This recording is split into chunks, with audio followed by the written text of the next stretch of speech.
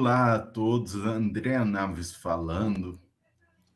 Eu sou uma pessoa branca, pele clara, olhos verdes, cabelo e barba castanho escuro. Hoje eu estou com um terno azul marinho e uma gravata meio listrada. Atrás de mim, obras de artes, livros e tem uma plantinha aqui também.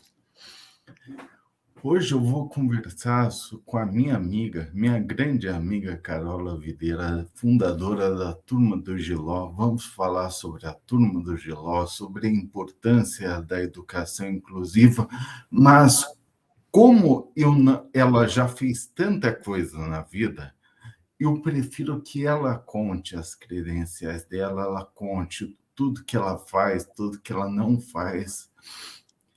E gostaria disso.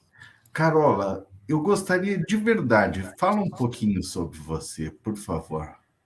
Oi, André. Olá a todos e a todas que estão aqui nos assistindo. Primeiro, obrigada pelo convite, é um prazer estar aqui com vocês.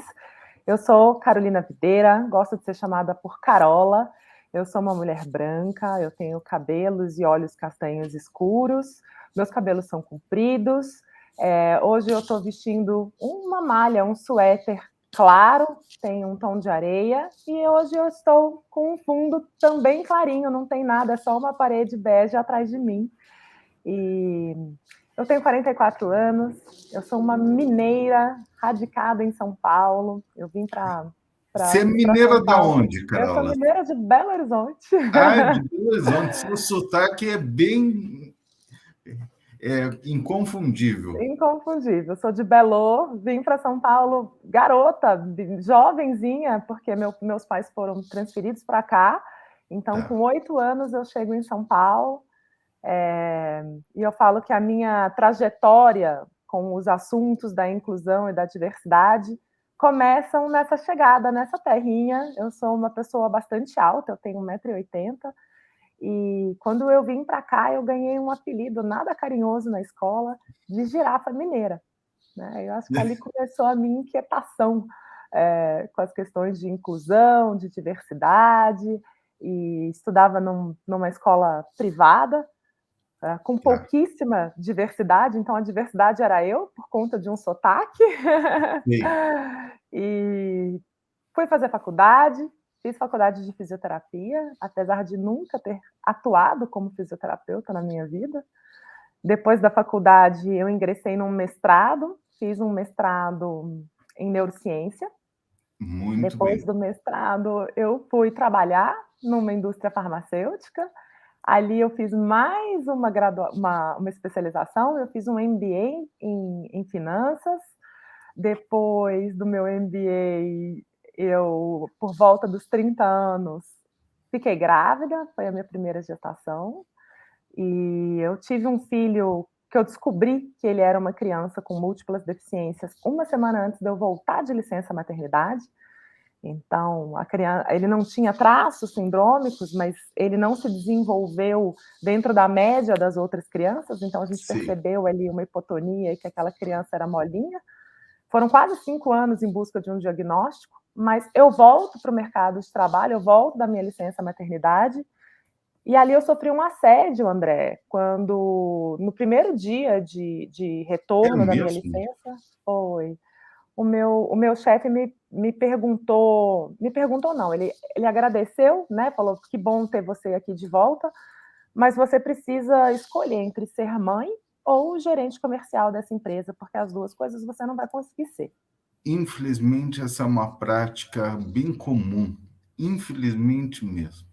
Pois é, né, as mulheres aí, a maternidade ainda também é um tabu que precisa ser olhado com muito carinho. Mas eu continuei Isso. trabalhando, e falei ali, apesar de ter chorado, né, ter me sentido bastante frágil e sozinha, eu pensei comigo que nenhum chefe, nenhuma pessoa poderia determinar o que eu ia ser da minha vida. Eu poderia ser o que eu quisesse da minha vida. E eu continuei trabalhando, continuei sendo mãe do João, buscando por uma série de exames para tentar fechar um diagnóstico para ele. Coloquei o meu filho na escola, foi uma luta à parte que a gente pode contar um pouquinho mais para frente, mas só para encerrar quem é a Carola. 2 anos depois eu pedi demissão, e aí eu falei, eu vou ser mãe do João, ajudar o João e outras crianças, porque a escola não acreditava no potencial do meu filho, né? Então, naquele momento, eu fui fazer mais uma especialização, aí eu me especializei em inclusão da diversidade, e depois eu fui fazer um doutorado em violência escolar, e montei em 2015 a Turma do Giló. Então, essa é a Carola, uma mãe educadora, fisioterapeuta, curiosa, inquieta, Isso mesmo. que luta bastante. E me fala uma coisa, se introduziu o Turma do Giló. O que é a Turma do Giló? A Turma do Giló, ela é uma organização que não tem fins lucrativos, Tá. que acredita que é a diferença que move o mundo e que a gente precisa de uma educação inclusiva em todas as esferas da sociedade. Então, a gente não acredita que a educação inclusiva seja apenas uma responsabilidade da escola, mas ela é uma responsabilidade da família, ela é uma responsabilidade das empresas, ela é uma responsabilidade, ela é uma cultura que precisa ser aplicada, bem aplicada, bem conduzida, para que a gente consiga conviver em sociedade. Então, a Turma do Giló atua dentro de escolas e dentro de empresas, promovendo essa gestão das diferenças. Ah, sei.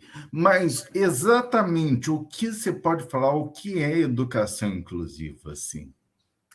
André, essa é uma excelente pergunta, porque aqui eu acho que é o comecinho, né, da confusão que existe no Brasil. Quando a gente fala em educação inclusiva, muitas pessoas associam imediatamente a causa da pessoa com deficiência ou com transtornos de aprendizagem. E não é isso. A educação inclusiva é uma modalidade da educação muito mais direcionada aos direitos humanos que todos nós temos, né, e que reforça que todos os seres humanos são únicos. A neurociência embasa isso. Não existe nenhum cérebro igual ao outro cérebro. Todo cérebro é capaz de aprender, né? Sim. E as soft skills, né? Essas que está na moda essa palavra, né? Então são as nossas habilidades que não são. Eu falo que até as soft skills sofrem preconceito, porque se a gente traduzir para o português literal, é como se fosse habilidades leves, né? Isso, Habilidades suaves. mas são as altas habilidades emocionais, a Exatamente. capacidade de enxergar, ou como diria, fazendo uma homenagem à sua terra, Carlos Drummond de Andrade, só aqueles versados na arte de conviver possuem as soft skills. As soft skills, né? E as soft skills fazem parte também dessa educação inclusiva, que é uma educação que garante aí o direito de todas as pessoas conviverem e aprenderem com equidade e na sua individualidade. Então, a educação especial, ela é a modalidade de ensino voltada para pessoas com deficiência, altas habilidades e transtornos de aprendizagem. E ela só pode ser eficaz se ela for aplicada dentro de uma perspectiva inclusiva. Então, o termo que a gente Sim. usa é educação especial na perspectiva inclusiva. Ou seja, qualquer escola, qualquer espaço, qualquer ambiente precisa ser inclusivo para receber e garantir o direito de aprendizagem de qualquer pessoa. Isso é extremamente importante. Mas para a gente chegar a ter uma educação verdadeiramente inclusiva, a gente precisa de uma mudança cultural da sociedade inteira. Você acha que a sociedade, o sistema escolar, o sistema empresarial, eles estão preparados para a educação inclusiva? Eu gosto de sempre olhar o copo, a metade cheia do copo, mas Tá. eu não vou aliviar, não. Vamos lá. Eu acho que a gente avançou muito, eu acho que a gente tem avançado muito, né? Mas eu vou começar, então, pelo sistema de educação, que ele ainda enfrenta muitos desafios, André. São desafios significativos em relação ao que a gente chama de inclusão, né? Então, vou reforçar novamente, a inclusão não se refere apenas a estudantes com deficiência. A gente está falando de Eu estudantes gosto disso. diversos. Eu vou até pedir para você repetir isso aí. A inclusão não se refere apenas a estudantes com deficiência, É né? isso mesmo. A estudantes de diversas origens culturais, religiosas, socioeconômicas, étnicas, de padrão estético, de cultura e assim por diante. Então, para tornar o sistema educacional verdadeiramente inclusivo, a gente precisa considerar todos os aspectos da diversidade. E aí, quando você me pergunta se a gente teve avanço, não teve avanço, então, primeiro eu vou focar, então, nos estudantes público-alvo da educação especial, que são esses estudantes com deficiência, altas habilidades e transtornos de aprendizagem, que Tá, a gente teve, né, a Política Nacional de Educação na perspectiva inclusiva desenhada em 2008, e ela estabelece o quê? Ela estabeleceu as diretrizes para garantir o acesso dessas crianças à escola, a participação dessas crianças na escola e a aprendizagem dos estudantes no ensino regular. E aí é a hora que a gente começa a falar de barreira, porque os desafios são significativos na implementação dessas diretrizes. A gente avançou muito no que diz respeito a acesso. Hoje, a maioria, mais de 70% dos estudantes com alguma deficiência ou transtorno de aprendizagem, eles estão matriculados na rede regular. Mas eles entraram, né? A garantia de participação e aprendizagem ainda não foi cumprida. Por quê? Porque falta recurso, falta treinamento de professor, falta suporte adequado para os alunos, tem bastante dificuldade nos currículos, nos materiais didáticos. tá.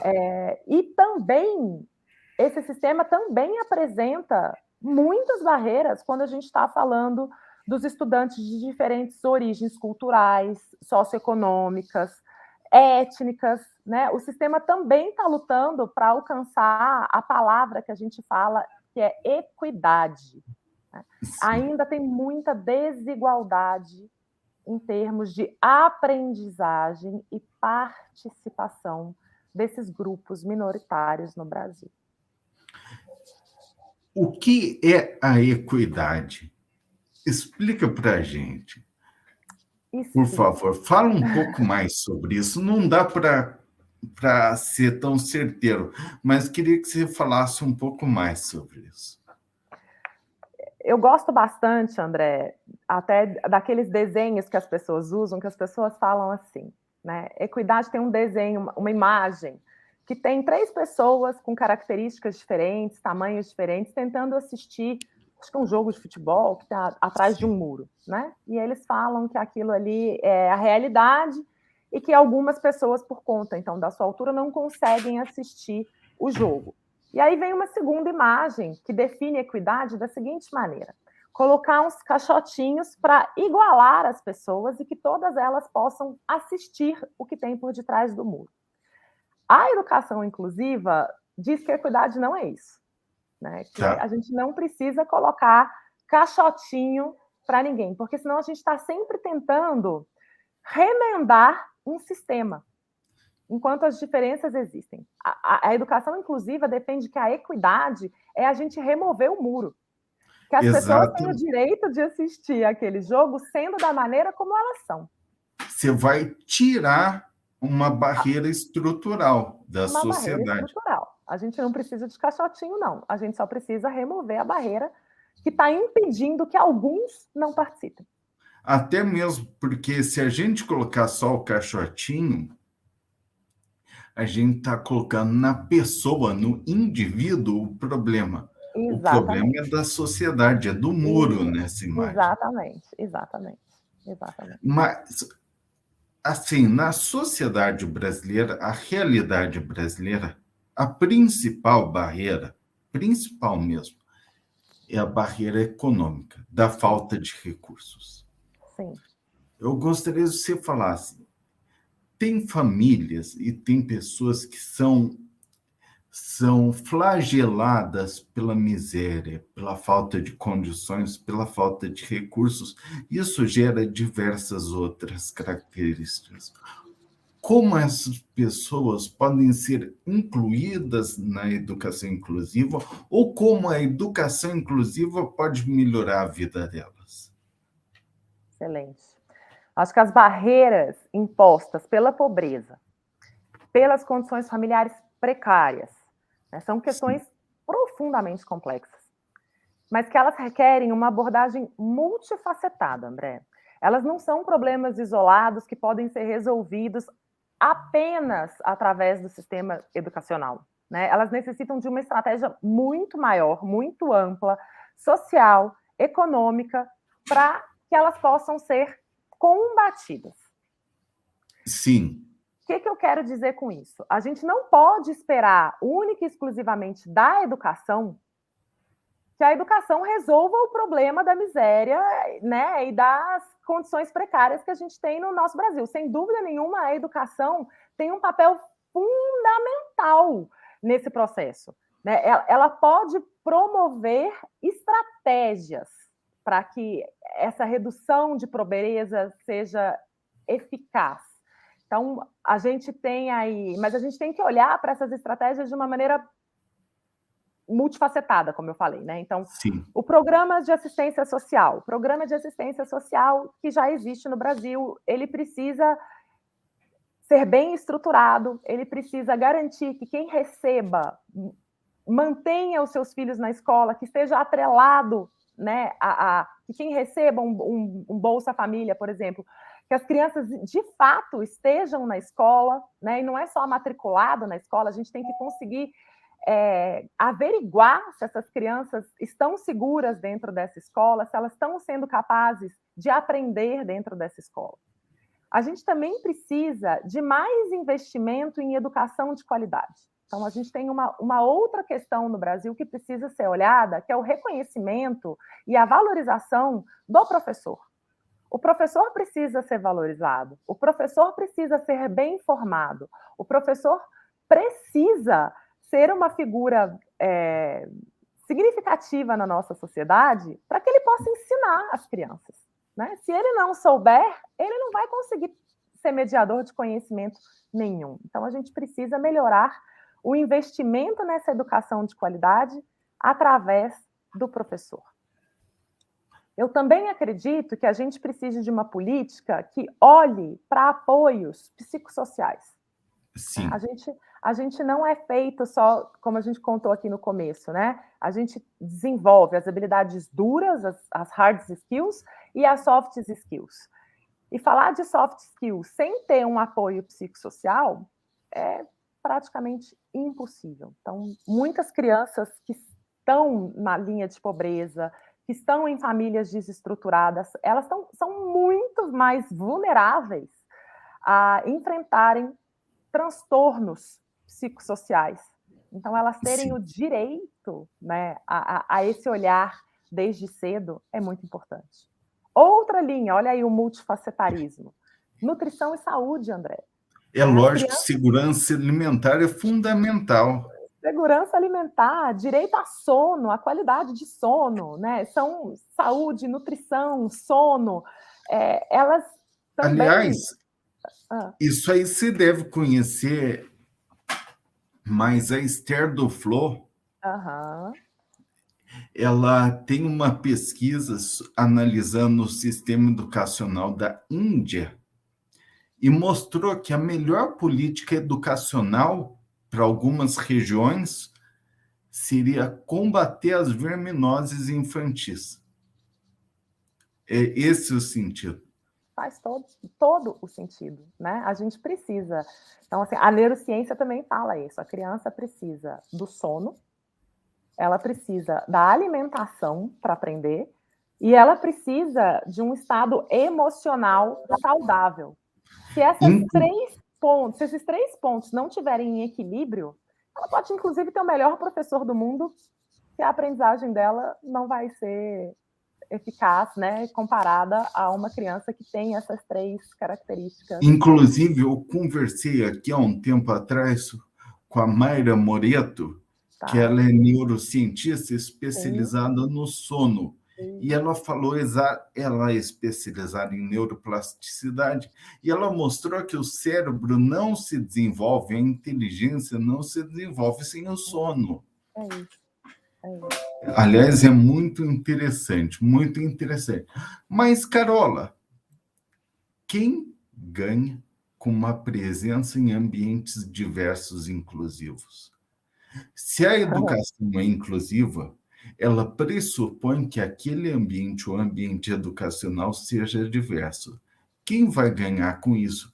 Porque, às vezes, isso é da cultura. A gente não pode olhar para ninguém com preconceito. Tem gente que não gosta de encarar o diferente. E a gente tem de entender essas pessoas também. Então, gostaria de mostrar para essas pessoas um argumento racional, porque elas têm de tolerar a diferença. Nossa, eu acho que é até mais do que tolerar, mas vamos lá. Diga lá. Gosto mais da palavra respeito do que tolerância. Vamos lá, André. Primeiro ponto importante. Todos nós somos preconceituosos pelo glossário da neurociência. E todo cérebro estranha aquilo que ele não conhece. Seja uma pessoa por suas características físicas, até uma comida, né, que a gente nunca comeu, a gente olha, às vezes a gente acha aquilo nojento, e aí a gente não prova. O jiló é assim, ó, tem fama de ser amargo, muita gente não come jiló porque acha que ele é amargo, e isso é uma Pastel de bobagem. Guariroba, se conhece? Pastel de Guariroba também tem. Guariroba também tem fama de ser amarga, né? Mas Tem. é Minha igual o avó jiló. adorava jiló e guariroba. Se você não souber cozinhar, ele não amarga, não, gente. Ele é uma delícia. Isso. Mas, então, olha só. O nosso cérebro, quanto mais repertório for apresentado para ele, quanto mais diferenças, quanto mais meios, mais estratégias, por conta dessa plasticidade cerebral que a gente tem, mais flexível o nosso cérebro fica. Então, primeiro, todo mundo ganha. E eu vou trazer pontos. O professor ganha com alunos diferentes, porque ele tem que apresentar estratégias de ensinagem diferentes. Então, o professor se torna um professor melhor, tendo que ensinar com estratégias diferentes. Todos os alunos ganham. Porque lembra que eu falei que, diferente da deficiência, então, se a gente colocar numa sala de aula 30 alunos, onde nenhum tem a deficiência, eles não aprendem da mesma maneira. Eles não aprendem no mesmo ritmo, né? E nem com as mesmas estratégias. Mas, tendo pessoas diferentes naquela sala, leva o professor a ensinar com diferentes estratégias.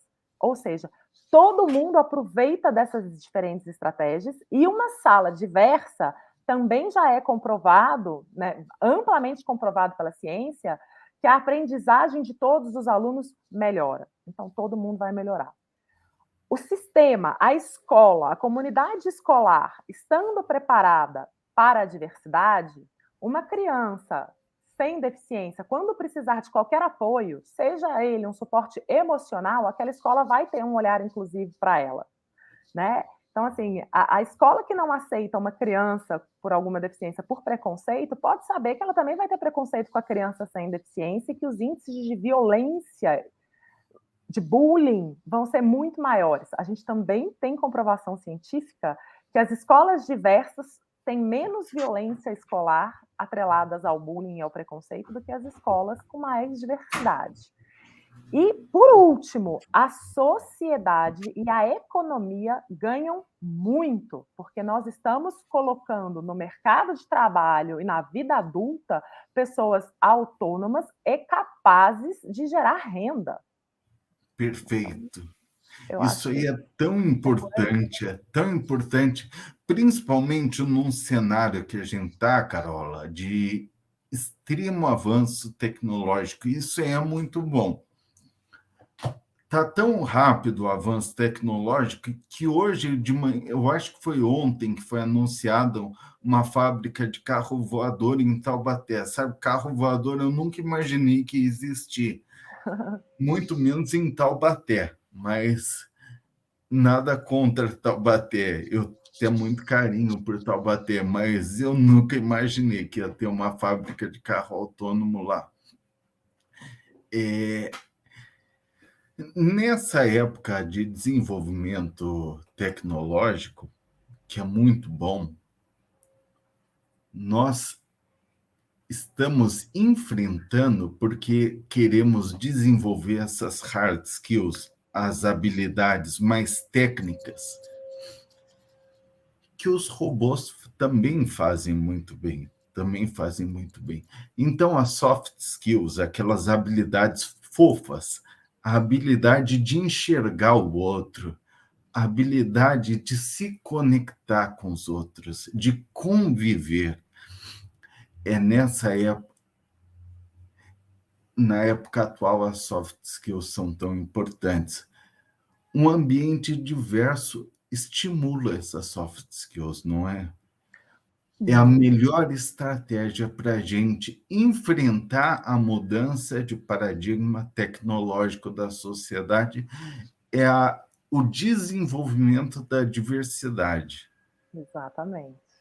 Aí vem o medo de algumas pessoas em relação à tecnologia, né? Como se ela E, fosse prejudicial. E ao contrário, ela ao está só contrário, lembrando a gente que a gente precisa desenvolver aquilo que a gente tem de mais precioso, que é o ser humano. exatamente. Né? As outras habilidades, as máquinas podem nos ajudar bastante, poupar bastante nosso tempo e ajudar também, né, André? Eu falo a tecnologia assistiva aí para quem é Não, público-alvo, ajuda demais. ajuda demais. O exoesqueleto e várias outras, o chip implantado no cérebro e várias outras, Sim, desenvolvimentos no mal de Alzheimer com sim, tantas novos remédios e tal. A tecnologia está aí ajudando o ser humano, sim. inclusive a inteligência artificial. A inteligência artificial é maravilhosa. Eu também acho, eu acho. Mas, Carola, vamos lá.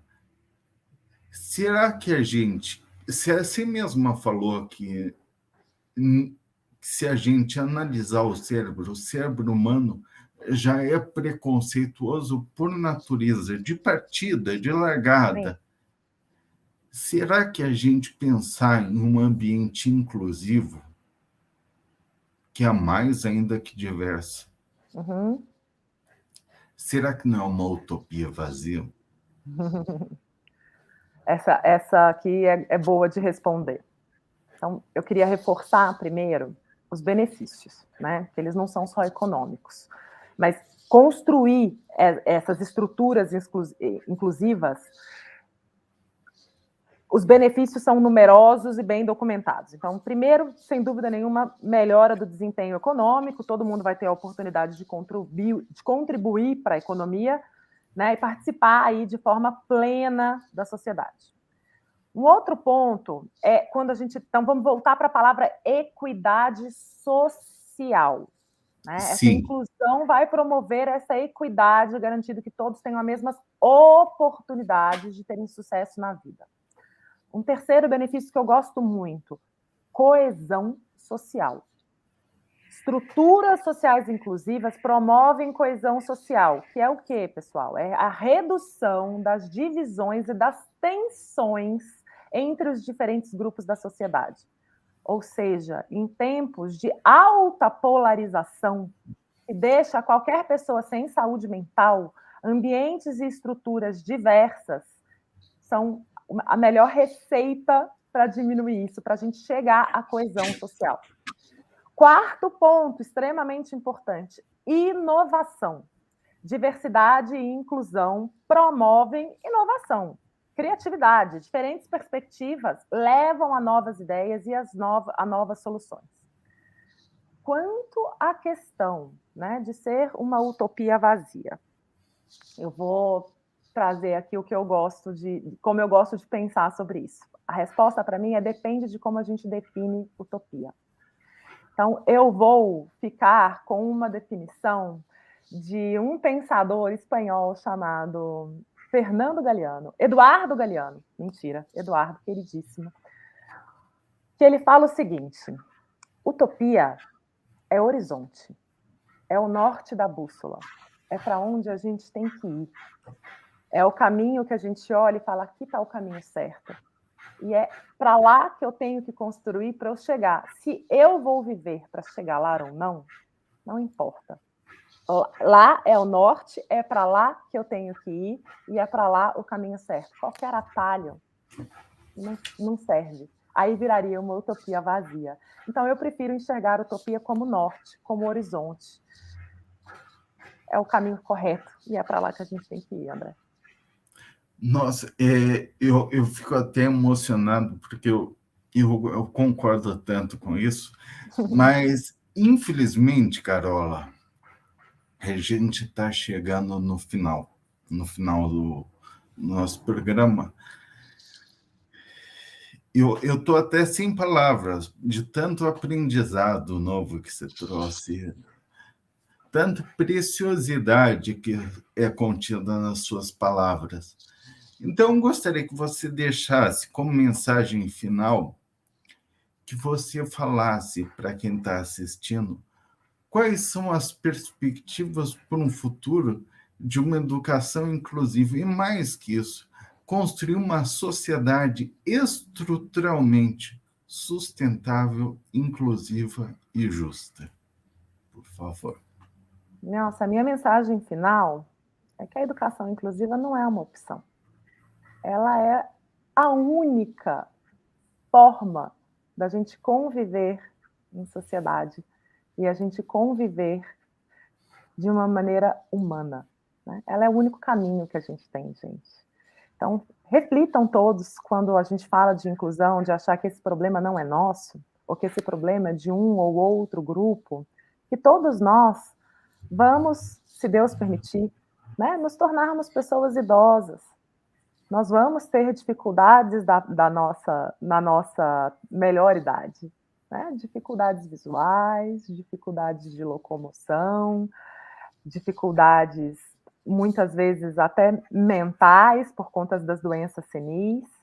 Então, esse não é um problema de quem faz parte de um grupo da diversidade. Esse é um problema de todos nós, porque enquanto uma pessoa não couber na sociedade, nenhuma cabe. Inclusive você que está aqui nos assistindo. Então, venham lutar com a gente. É isso. Então, com essa mensagem final de luta, de inclusão, de busca pela construção de estruturas sociais mais justas, eu vou encerrar aqui agradecendo a Carola demais por tanto aprendizado nesse dia de hoje. Muito obrigado, muito obrigado. Sou eu que Até logo. agradeço e um beijo. Um beijo, tchau.